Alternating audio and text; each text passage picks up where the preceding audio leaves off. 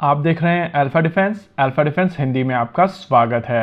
आज के इस वीडियो में हम लोग बात करेंगे twin engine deck based fighter jet के बारे में और समझने की कोशिश करेंगे कि क्यों भारतीय नौसेना twin engine deck based fighter jet program पर काम कर रही है, जबकि वो भारतीय वायुसेना को AMCA प्रोग्राम में ज्वाइन कर सकते थे और एक नेवल एम का बनाया जा सकता था। ये क्वेश्चन हमें कई लोगों ने पूछा और अलग अलग सोशल मीडिया प्लेटफॉर्म्स पर पूछा। तो चलिए आज के इस वीडियो में इसी क्वेश्चन का आंसर करते हैं और समझते हैं कि क्यों भारतीय नौसेना एक 4.5 जनरेशन फाइटर जेट के ऊपर काम कर रही है, जबकि उनके पास में एक 5th generation fighter jet program का ऑप्शन था। इस चीज का सबसे बड़ा कारण है जो एयरक्राफ्ट कैरियर भारतीय नौसेना ऑपरेट करती है वो स्टोबार टाइप के एयरक्राफ्ट कैरियर है। स्टोबार का मतलब है short take off but arrested recovery. इस तरीके के एयरक्राफ्ट कैरियर्स में जब फाइटर जेट टेक ऑफ करते हैं तो ये एक रैंप से टेक ऑफ करते हैं। इस रैंप को कहा जाता है स्की जंप और यहाँ से जब फाइटर जेट टेक ऑफ करता है तो इस छोटे से रनवे के ऊपर इस फाइटर जेट को आफ्टर बर्नर्स का प्रयोग करना पड़ता है, यानी कि इस तरीके के टेक ऑफ में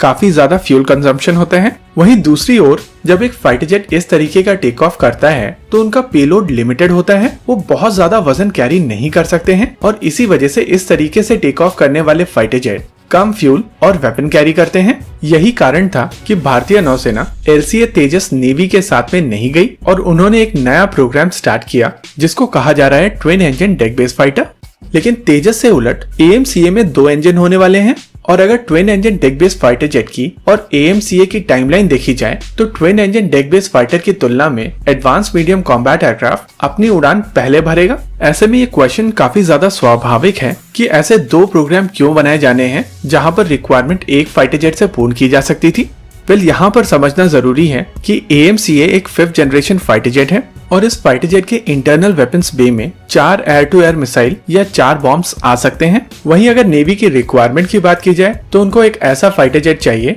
जो 6 एयर टू एयर मिसाइल के साथ में 2 घंटे का एंड्योरेंस दे। ये रिक्वायरमेंट काफी ज्यादा लेजिटिमेट है क्योंकि अगर आप इंडियन नेवी का एरिया ऑफ इन्फ्लुएंस देखेंगे तो वो पूरा का पूरा इंडियन ओशन रीजन है और इंडियन ओशन रीजन बहुत ज्यादा वास्ट है। उस हिसाब से भारतीय नौसेना को एंड्योरेंस तो चाहिए ही और इस तरीके की एंड्योरेंस के लिए एडवांस मीडियम कॉम्बैट एयरक्राफ्ट को एक्सटर्नल फ्यूल टैंक्स की आवश्यकता पड़ेगी। साथ ही ये 4 मिसाइल से 6 मिसाइल करने के लिए भी एक्सटर्नल हार्ड पॉइंट्स की आवश्यकता पड़ेगी, यानी कि AMCA से भारतीय नौसेना की रिक्वायरमेंट को पूर्ण किया जा सकता है, लेकिन उसके लिए AMCA को बीस्ट मोड में ऑपरेट करना पड़ेगा, यानी कि नॉन स्टेल्थ मोड में। इस तरीके के मोड में स्टेल्थ फाइटर जेट अपने एक्सटर्नल हार्ड पॉइंट्स पर वेपन और ड्रॉप टैंक कैरी करते हैं। हालांकि इस तरीके के मोड में इन फाइटर जेट का रेडार क्रॉस सेक्शन काफी ज्यादा बढ़ जाता है और ये फाइटर जेट स्टेल्दी नहीं रहते हैं और इसी वजह से भारतीय नौसेना ने AMCA की जगह twin engine deck based fighter को चुना। हालांकि इसको लेकर भी एक फॉलो ऑन क्वेश्चन आता है कि अगर भारतीय नौसेना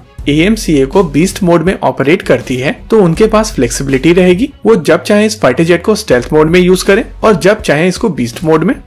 ये काफी अच्छा आर्ग्यूमेंट है, लेकिन हम लोगों को ये चीज याद रखना पड़ेगा कि भारतीय नौसेना के पास में अभी केवल एक एयरक्राफ्ट कैरियर है जो कि स्टोबार टाइप है और आने वाले समय में जो दूसरा एयरक्राफ्ट कैरियर आएगा वो भी एक स्टोबार टाइप का एयरक्राफ्ट कैरियर होगा, यानी कि इन दोनों एयरक्राफ्ट कैरियर से जो फाइटर जेट ऑपरेट करेगा उसको एक्सटर्नल फ्यूल टैंक्स की आवश्यकता पड़ेगी और ऐसे में AMCA अगर इन दोनों एयरक्राफ्ट कैरियर से ऑपरेट किया जाता है तो उसको बीस्ट मोड में ही ऑपरेट करना पड़ेगा, यानी कि उसके स्टेल्थ होने का कोई फायदा भारतीय नौसेना को नहीं मिलेगा। एक चीज यहाँ पर समझने वाली ये भी है कि 5th जनरेशन फाइटर जेट्स काफी ज्यादा मेंटेनेंस इंटेंसिव होते हैं और इनको मेंटेन करने में काफी ज्यादा पैसा लगता है। ऐसे में जब ये फाइटर जेट कभी 5th जनरेशन मोड में यूज किए ही नहीं जाएंगे तो एक 5th जनरेशन फाइटर जेट को खरीदने का कोई फायदा नहीं मिलेगा और इसी वजह से भारतीय नौसेना की तरफ से AMCA नहीं twin engine deck based fighter jet के ऊपर काम किया जा रहा है। और रही बात twin engine deck based fighter के स्टेल्थ को लेकर तो इस फाइटर जेट को सामने की ओर से